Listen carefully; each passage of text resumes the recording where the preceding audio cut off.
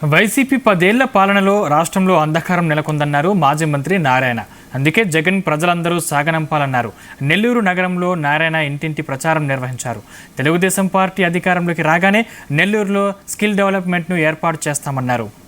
ఈ నాయకుడిని పంపించే ఉద్యోగాలని ఏంటో ఈ 5 సంవత్సరాల్లో ఉన్న ఉద్యోగాలు పోయినాయి అందరికీ. ఎందుకంటే ఉన్న రియల్ ఎస్టేట్ అంతా హైదరాబాద్ వెళ్ళిపోయింది, కర్ణాటక వెళ్ళిపోయింది, తమిళనాడు వెళ్ళిపోయింది. కాబట్టి యువతను దృష్టిలో పెట్టుకుంటే ఖచ్చితంగా యువత భవిష్యత్తు దృష్టి పెట్టుకుంటే ఈ నాయకుడిని పంపించేక తప్పదు. పంపించేస్తారు కూడా. పంపించడానికి ప్రజలందరూ డిసైడ్ చేసుకున్నారు. ఎక్కడ పోయినా తెలుగుదేశంకి బ్రహ్మరథం పడుతున్నారు. 175 కాన్స్టిట్యున్సీల పరిస్థితి.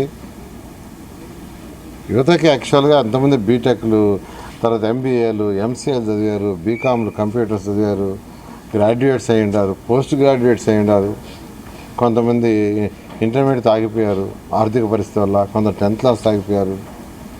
వాళ్ళు చదువుకున్న దాన్ని బట్టి, వాళ్ళ ఇంట్రెస్ట్ని బట్టి వాళ్ళ స్కిల్ డెవలప్ చేయాలి. స్కిల్ డెవలప్ చేసినప్పుడే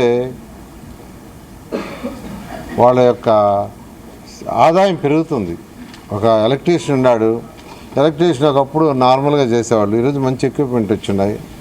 ఆ ఎక్విప్మెంట్లో ట్రైనింగ్ ఇచ్చి ఆ ఎక్విప్మెంట్ని వాళ్ళకి ఇస్తే చక్కగా 2 రోజులు సంపాదన 1 రోజులో వస్తుంది, లేదా 3 రోజుల సంపాదన 1 రోజులో వస్తుంది.